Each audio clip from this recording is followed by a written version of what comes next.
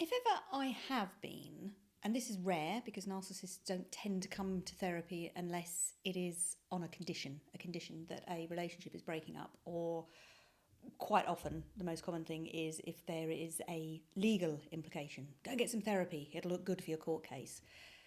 But if ever I do have a narcissist in my therapy room, I'm always intrigued to find out where it's come from. Where has that sense of entitlement, sometimes grandiosity, sometimes more vulnerable and fragile? It tends to be the ones, especially the ones that are coming because of a court reason or a legal reason.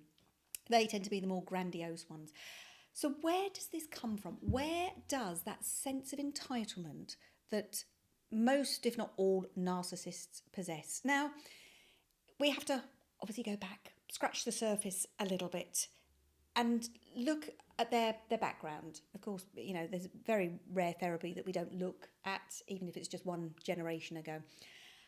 And you will have situations where that person grew up thinking or believing that what they deserved, they didn't get. Now, this may be as a comparison. They may have had a sibling, or they may have been an only child and it was a neighbour or somebody at school or something, but they had somebody in their life that they directly compared themselves to and came out negatively. Oh, that person got the best trainers. Oh, that person got the best holidays. Oh, my brother got to go to a better school than I did. My sister got more money for her 18th birthday than I did. There is always a comparative element to narcissists, and they are, and I'm going to use the word here that is often used with narcissists, they are the victim. They are the one that has come off poorly by that comparison, regardless of whether they got other things that other people didn't get. That's completely immaterial.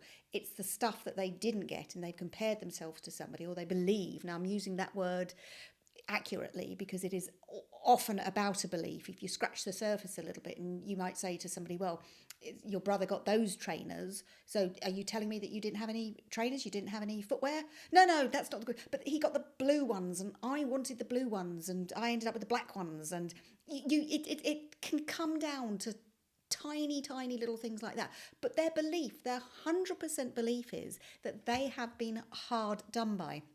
And that then just perpetuates onto, I am never going to let this happen again. I am going to be in that superior position. I am going to be in that position where I don't take any notice and I don't believe anything anybody says about how they might feel about things or anything I've done, because I have to be in that superior position. Because if I'm not in that superior position, then I am in the inferior position, which is just not true. And if you're a regular person, like thankfully most of us are, you get to kind of take life's ups and downs and knocks, and sometimes they can knock you a little bit sideways, but if you've got a grounding and a belief and an understanding about yourself and most other people, you can kind of pick yourself up, you can kind of carry on with life.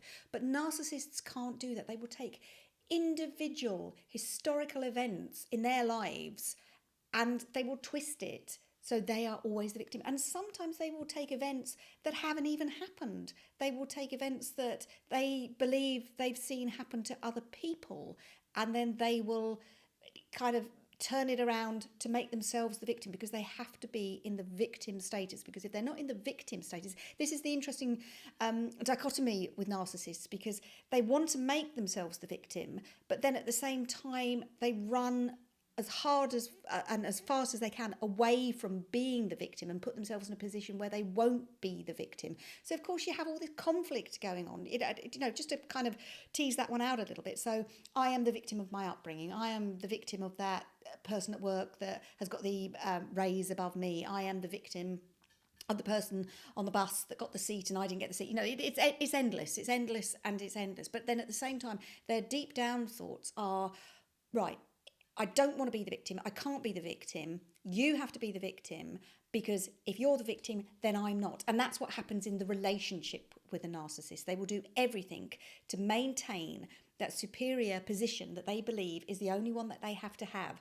And somebody, and at this moment, this may be you, please do put some comments below. I'm always interested to read them. Somebody has to have that inferior position, because you cannot be superior in their belief unless there is somebody inferior.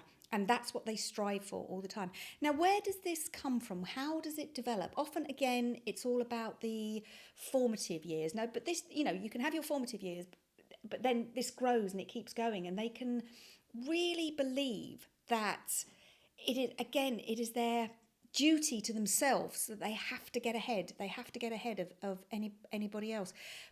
I particularly remember some adult twins that I dealt with. It was a mixed gender, boy and a girl, or man and a woman as they were then, and and of course when it comes to twins, it's always who was born first, and that's also an interesting dynamic between them. But I can remember the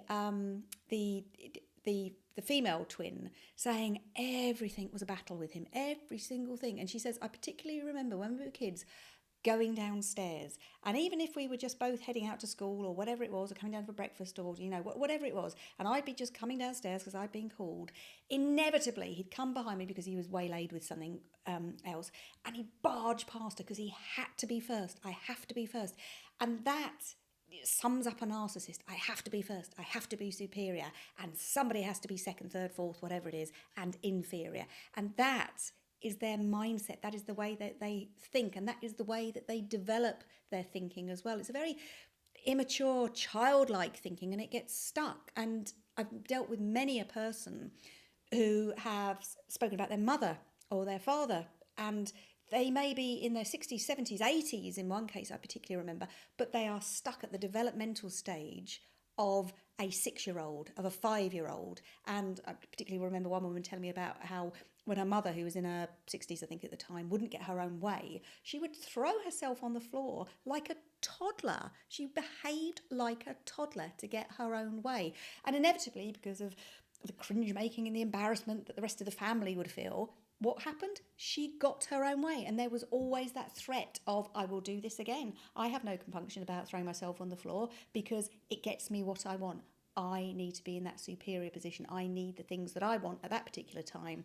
And if it takes you in that inferior position to get that for me, it's good enough for me. That's absolutely fine for me. So that's how it starts. That's how it develops and it grows. And, there's that word enabler.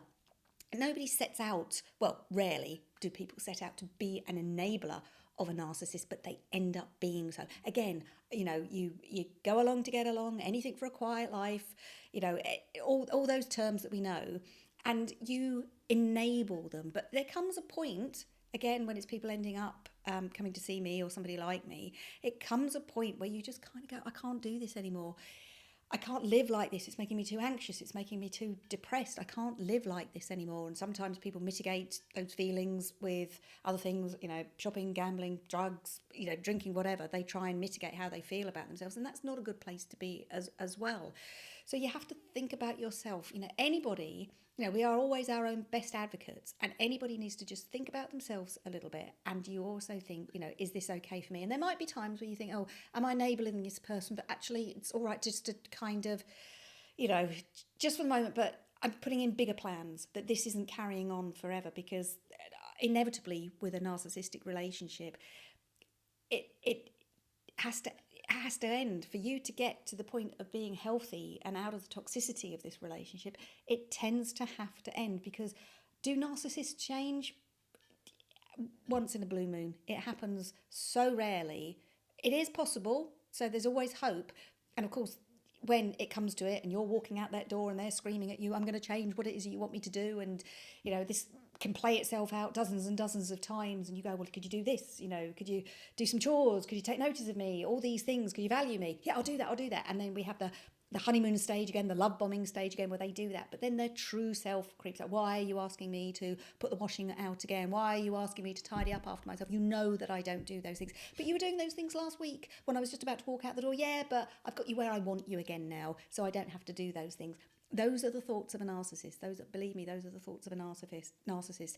So these things will affect your relationships. They will then have echoes as well, where you're dealing with a relationship with a narcissist, whether it's a romantic relationship, whether it's work, whether it's family, whether it's social. You're dealing with the effects of the relationship with a narcissist, but then it can have, it's like a pebble in a pond. It has those ripple effects. It has those echo effects on other relationships that you might have, other healthy relationships that you have, and you start thinking, right, okay, I better go home now because, he'll be calling me and he'll be wanting to know where I've been and what I've done. So instead of staying out and enjoying myself with you people, right, I'm going to go home now because it's just easier. I'm still going to get the third degree, of course, when I go home, but it won't be as much as if I turned up at 12 o'clock, which I would like to do because I'm enjoying spending time with you. Because the narcissist is terrified, of course, that you're going to have somebody in your life that actually points out how dreadful and awful the relationship you're having is. You know that. We have that little voice in the back of our head that tends to tell us, and we need to listen if we can. So, that said, get yourself some help, get yourself some support if you are in this relationship. Say, write in the comments below. That'll be a start. And just look around. Look at, there's plenty of forums that you can just look and see what other people's experiences are. Until the next time, thanks so much for watching. Really appreciate it, and goodbye.